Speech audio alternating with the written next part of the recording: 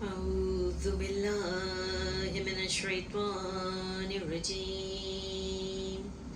بسم الله الرحمن الرحيم. الحمد لله رب العالمين. الصلاة والسلام على أشرف الأنبياء والمرسلين سيدنا ونبينا وطبيب قلوبنا وشفيع ذنوبنا أبي القاسم محمد صلوات اللهم صل على محمد ثم الصلاة والسلام على دعوة النبوية والصولة الحيدرية والإسمة الفاطمية والحلم الحسنية والشجاعة الحسينية والعبادة السجادية والمعاصر الباقرية والآثار الجعفرية والعلوم الكاظمية والحجج الرضوية والجود التقوية والنعاوة النقوية والهيبة العسكرية والغيبة الإلهية القائم بأمر الله صلوات. دعائے سلامتی امام زمان. بسم اللہ الرحمن الرحیم. اللہم کل ولیک الحجت ابن الحسن صلواتک علیہ وعلی آبائی فی ہذہ الساعة وفی کل ساعة ولیاً وحافظاً وقائداً وناصراً ودلیلاً وعینا حتى تسكنه أرضك طوعا وتمتعه فيها طويلا برحمتك يا أرحم الراحمين. صلوات. بسم اللہ الرحمن الرحیم. تمام تعریفیں، تمام حمد و ثنا اسی خدائے واحد کو زیبا ہے جو بادشاہ کون و مکان ہے، جو خالق عرش و فرش ہے، جو مالک انس و جاں ہے. وہ پروردگار عالم کہ جس نے اپنی نوازش سے، اپنے کرم سے شب یلدہ کے سینے سے سفیدی سحر کو نمودی عطا کر کے رات کے اندھیروں کو، رات کی تاریکیوں کو دن کی روشنی میں بدل دیا. سوائے اس خدا ہے واحد کے کوئی اور کر نہیں سکتا. وہ پروردگار عالم جو کہ علی کل شیء قدیر ہے، اس عرش و فرش کا خلق کرنے والا ہے، خالق دو جہاں ہے.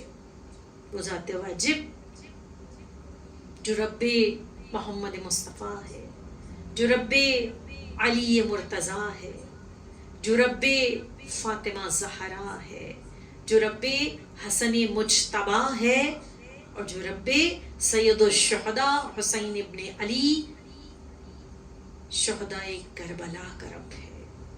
وہ پروردگار عالم میں کہوں کہ جس نے ایسی عظیم ترین ہستیوں کو خلق کیا ہے، ان کا خالق ہے. وہ ہستیاں اتنی عظیم ہیں، وہ ہستیاں اتنی بلند ہیں، وہ ہستیاں اتنی عظمت کی مالک ہیں، تو ان کا خالق کتنا عظمت والا ہو. وہ ہستیاں اتنی قدرت کی مالک ہیں تو ان کا خالق کتنی قدرت والا ہوگا. آپ سب ماشاءاللہ سے مولا کی چاہنے والی بیویاں ہیں. آپ سب مسلسل اس فرش عزا پر آتے ہوئے آج چوتھا روز ہے، منتظرین امام زمان ہیں. سب مولا کی چاہنے والی بیویاں ہیں. خدا چاہنے والوں کو شاد و آباد رکھے. خدا آپ کو بہترین اجر شہزادی کونین اپنی بارگاہ سے عنایت فرمائے.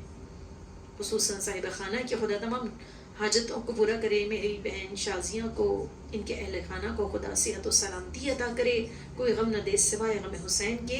آپ کی حاجتوں کو پورا کرے. بر محمد وآل محمد صلوات. قبولیت دعا کے. تو یقیناً میں اور آپ اس خدا واحد کی تعریف نہیں کر سکتے. اور بعد حمد و ثناء پروردگار عالم، ہم سب کا ہزارہ درود و سلام ہو ان انوار مقدسہ پر کہ جو مظہری کبریا ہے. سید الشہداء مظلوم کربلا ابا عبداللہ حسین ابن علی کے مناجات کے اس جملے سے آغاز مجلس کروں. امام ارشاد فرماتے ہیں پروردگار کس وقت کی مولا کی مناجات ہے کہ زخموں سے چور چور ہے، اور اس عالم میں مصائب و آلام کی انتہا پر ہے، اور اس عالم میں خدا کی حمد، خدا کی تعریف، خدا کی بارگاہ میں مناجات، خدا کی بارگاہ میں دست دعا بلند ہے. حسین ابن علی خدا کی توحید کو پہچانوائے، اس عالم میں بھی توحید کو پہچانوائے. پروردگار تیرا امتحان، تیری آزمائش بڑی خوبصورت ہے. جب اگر اس جملے پہ غور و فکر کریں آپ عبداللہ حسین ابن علی کے اس جملے پر، تو سمجھ نہیں آتا، ایک لمحے کے لیے عقل دنگ رہ جاتی. کیسے ممکن ہے کہ کوئی امتحان، کوئی آزمائش، کوئی بلا خوبصورت ہو؟ کس کی زبان سے الفاظ ادا ہوا ہے جو جن کے لیے رسول کہتے ہیں حسین منی و انا من الحسین، کہ حسین مجھ سے اور میں حسین سے ہوں. کوئی عام ہستی نہیں ہے. وہ ہستی جو ناطق قرآن ہے، وہ ہستی جو وارثان قرآن ہے، قرآن کے وارث ہیں. وہ کہہ رہے ہیں پروردگار تیرا امتحان، تیری آزمائش، تیری ابتلا بڑی خوبصورت ہے. تو دیکھیے یہ وارث قرآن، یہ ایک قرآن صامت ہے اور یہ قرآن ناطق ہے. کہ رسول نے کہا، وہ حدیث ثقلین رسول کی کہ تمہارے درمیان دو گراں قدر چیزیں چھوڑے جا رہے ہیں، قرآن، دوسرے اہل بیت. اگر ان دونوں سے متمسک رہو گے تو کبھی گمراہ نہ ہو سکو گے، یہاں تک کہ حوض کوثر پر مجھ سے ملاقات کرو گے. تو قرآن میں دیکھتے ہیں کہ آزمائش، یہ امتحان کس طرح سے خوبصورت ہو سکتا ہے. کوئی بلا میں گرفتار ہو تو کس طرح سے خوبصورت ہو سکتا ہے. اب عبداللہ حسین ابن علی کا جملہ ہے تو قرآن بتائے گا. پروردگار عالم اپنے بہترین کلام معجز میں ارشاد فرما رہا ہے کہ جناب ابراہیم اس وقت تک خلیل اللہ نہیں ہوئے جب تک کہ امتحان میں مبتلا نہیں ہوئے. خدا نے امتحان میں مبتلا کیا، خلیل اللہ کا لقب پایا. جناب موسیٰ کلیم اللہ نہیں ہوئے جب تک کہ امتحان میں مبتلا نہیں ہوئے. آزمائش سے گزرے ہیں تو کلیم اللہ کہلائے. جناب عیسیٰ آزمائش سے گزرے ہیں، امتحانات سے گزرے ہیں تو روح اللہ کہلائے. جناب نوح علیہ السلام امتحان سے گزرے ہیں تو اولی العزم پیغمبر کہلائے ہیں، ثانی آدم کہلائے. تو پتہ یہ چلا کہ انبیاء بھی جب امتحانات سے گزرے، آزمائش سے گزرے، تو وہ ان کے لیے درجات بلند ہوتے ہی چلے گئے. امتحان کی آزمائش اتنی خوبصورت، خدا کی بارگاہ میں پروردگار درجات کو بلند کرتا چلا گیا.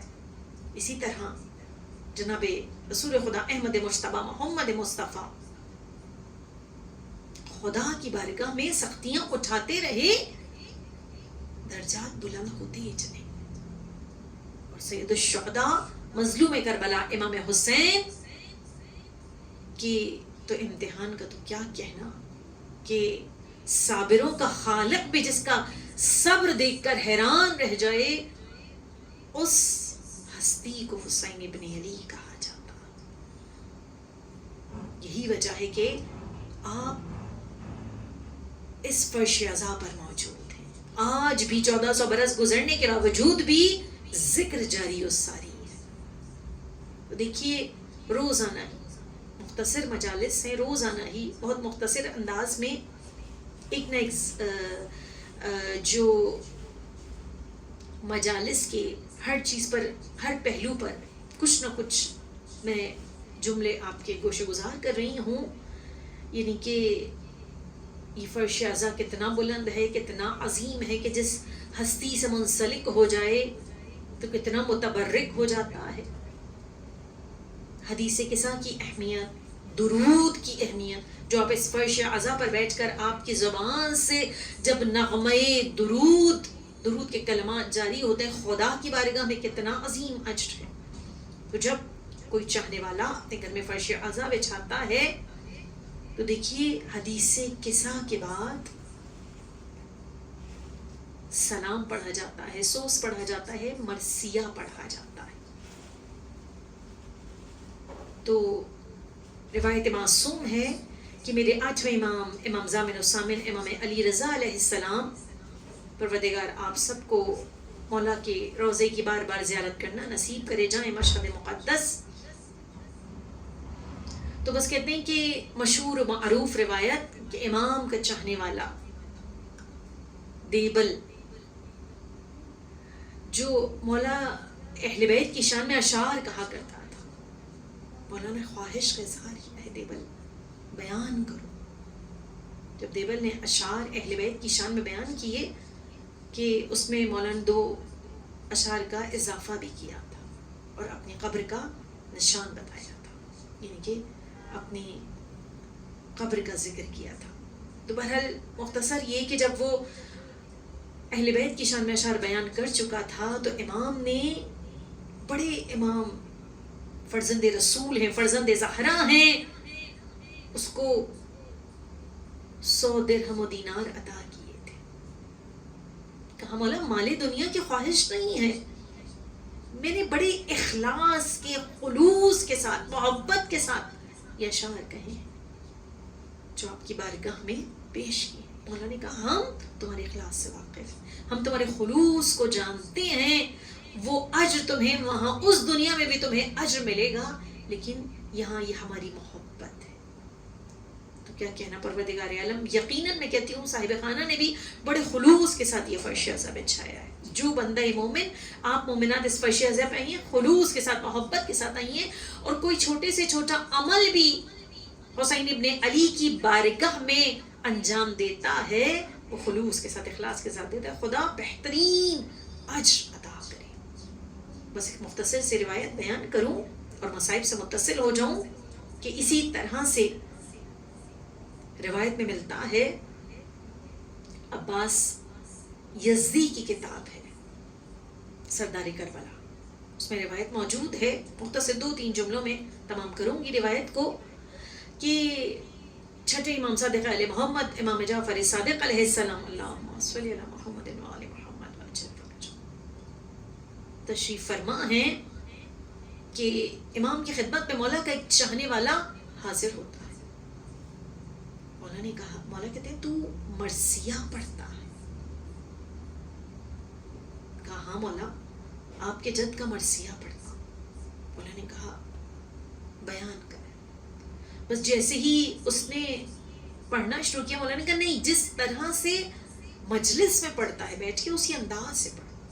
کہتے ہیں مولا کے چاہنے والے نے پڑھا، امام نے زار و قطار گریہ کیا اور امام کہتے ہیں کہ خدا تیری اس عمل کو اپنی بارگاہ میں قبول فرمائے. اور اس کے بعد کہتے ہیں کہ جو اخلاص کے ساتھ، جو محبت کے ساتھ، جو خلوص دل کے ساتھ جو خلوص دل کے ساتھ پڑھتا ہے ہمارے جد حسین ابن علی کی کا ذکر کرتا ہے یا ان کا مرثیہ پڑھتا ہے، اگر وہ 10 لوگوں کو رلائے اس پر جنت واجب ہے. اگر کوئی محبت کے ساتھ مرثیہ پڑھے یا سلام پڑھے یا ذکر کرے، 5 لوگوں کو رلائے، جنت واجب ہے، جنت کا مستحق ہے. یہاں تک کہ امام نے کہا فقط ایک پڑھنے والا ہو اور ایک سننے والا ہو، اور اس کی آنکھوں سے، اس سننے والوں کی آنکھوں سے اشک جاری ہو جائیں، تو اس پڑھنے والے کے لیے جس کی زبان سے یہ جاری ہوئے ہیں، خدا اس پر بہشت کو واجب قرار کر دیا کرتا ہے، کیونکہ بہشت حسین ابن علی کے نور سے خلق ہوئی ہے۔ وہ حسین جو ان الحسین مصباح الہدی و سفینۃ النجات کا مصداق ہے۔ بس بیبیوں، اسی مظلوم کربلا کی بارگاہ میں آپ موجود ہیں، اسی حسین ابن علی کی مجلس میں آپ موجود ہیں۔ آج محرم کی 4 تاریخ ہے، اور آج اس فرش عزا پر پرسہ دینا ہے حسین ابن علی کی لاڈلی بہن زینب کبریٰ کو، ان کے بچوں کا۔ وہ زینب کہ جس میں جو پنجتن کی آغوش میں پلی ہے، میری وہ بی بی کہ جس میں رسالت کا اقبال بھی موجود تھا، علی کا جلال بھی موجود تھا، فاطمہ کا جمال بھی موجود تھا، حسن کا کمال بھی موجود تھا، اور حسین کا خیال بھی موجود تھا۔ علی کی زیب حسین زینب، فاطمہ کے دل کا چین زینب، شریکت الحسین زینب۔ عجب ہے ان بہن بھائیوں کی محبت، کائنات عالم میں ایسی محبت نظر نہیں آتی۔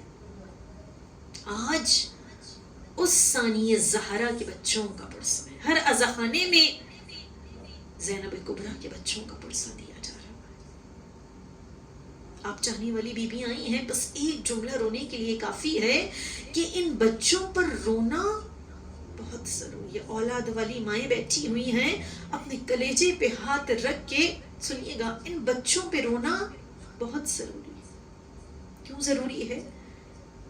زینب وہ بھائی کی عاشق ہے، کائنات کی واحد ماں ہے جو اپنے بچوں کو روئی نہیں ہے، بلکہ فاطمہ زہرا کے لال پر اپنے کلیجے کے ٹکڑوں کو قربان کر دیا۔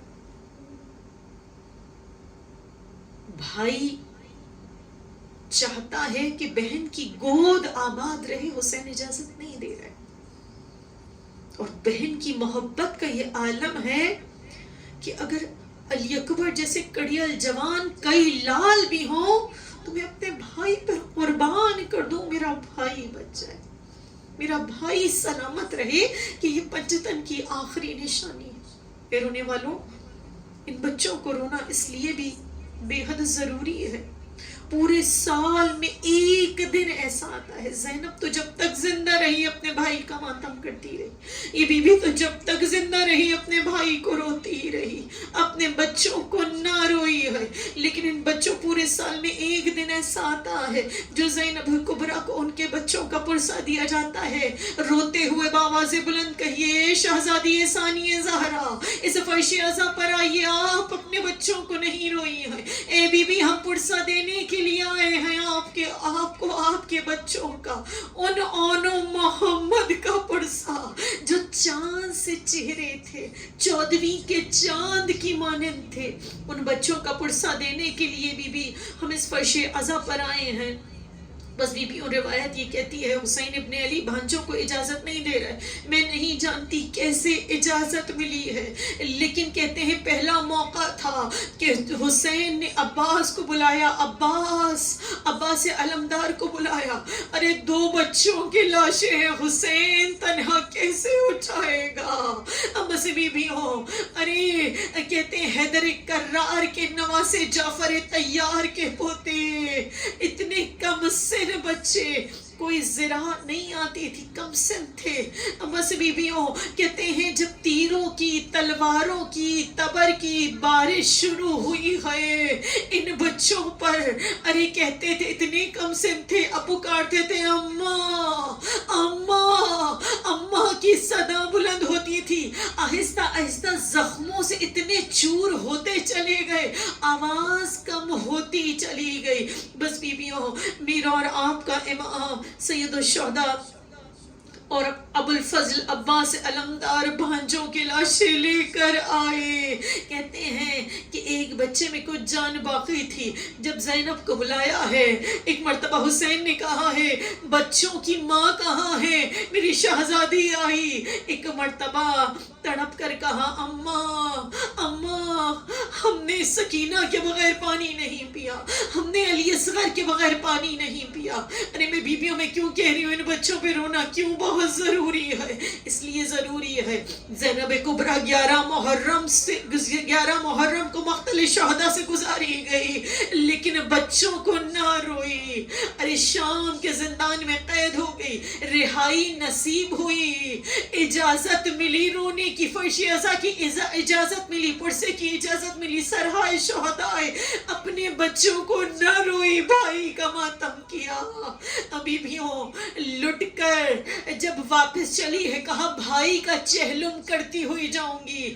ارے کربلا پہنچی ہے، بچوں کو نہ روئی. ارے ثانیہ زہرا بھائی کا ماتم کرتی رہی، جب واپس مدینے آئی ہے نہ روئی. سید سجاد نے جب کچھ دن گزر گئے، پھوپھی اماں جناب عبداللہ آئے تھے اور کہہ رہے تھے گھر ویران ہے، گھر میں سناٹا ہے، ثانیہ زہرا سے کہیے، زینب کبریٰ سے کہیے گھر آ جائیں. اب جو زینب چلی ہے وہ ماں جو اب تک بچوں کو نہ روئی تھی، میرا دل یہ کہتا ہے میں بھی ایک ماں ہوں، آپ سب بھی مائیں ہیں. اپنے کلیجے پہ ہاتھ رکھ کے بتائیے گا وہ زینب جو اب تک انہوں محمد کو نہ روئی تھی. ارے بہن ضرور تھی حسین کی، لیکن ارے کلیجے میں ماں کا دل بھی تھا. جب گھر پہنچی ہے، گھر میں قدم رکھا ہے، یقیناً گھر کا سناٹا نظر آیا ہوگا. حجرے میں داخل ہوئی، حجرہ سنسان نظر آیا ہوگا، اونو محمد کے مسلح وینان نظر آئے ہوں گے، اب بچوں کی پوشاک ہاتھ میں لی ہوں گی، سینے سے لگائی ہوں گی، مسلح ہاتھ میں لیے ہوں گے، سینے سے لگائے ہوئے ہوں گے. اے اونو محمد ماں قربان، ارے میرے بچوں کوئی ماں کہنے والا نہ رہا. میں کہوں گی شہزادی آپ تو بچوں کو نہیں روئی ہیں، آئیے فرش ازا پر آئیے، کنیزیں آئی ہیں آپ کو آپ کے بچوں کا پرسہ دینے. مذہب کی آخری روایت اور بیان کروں. کہتے ہیں مدینے آ کر کسی نے میرے چوتھے مولا سید سجاد سے کہا مولا سید سجاد، ہم نے آپ کی پھوپھی زینب مسلسل یہ مرثیہ پڑھ رہی ہیں، میرے بھائی کا تنہا لاشا پامال ہوا گھوڑوں کی ٹاپوں سے. لیکن مولا ارے کچھ لوگ یہ کہہ رہے ہیں فقط تنہا حسین کا لاشا پامال نہیں ہوا، اور لاشے بھی پامال ہوئے. آپ امام وقت ہیں، آپ بتائیے، آپ حجت خدا ہیں.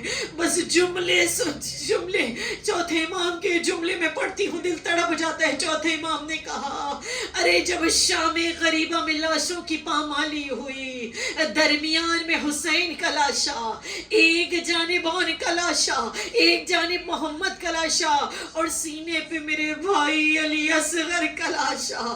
گھوڑے دوڑتے رہے، لاشیں پامال ہوتے رہے. ارے اگر فاطمہ زہرا کی کمائی کو بچانے والا کوئی نہ تھا تو زینب کبریٰ کی کمائی کو بچانے والا بھی کوئی نہ تھا. آئیے شہزادی اس پرسے کو قبول کیجئے. الا لعنت اللہ علی القوم الظالمین.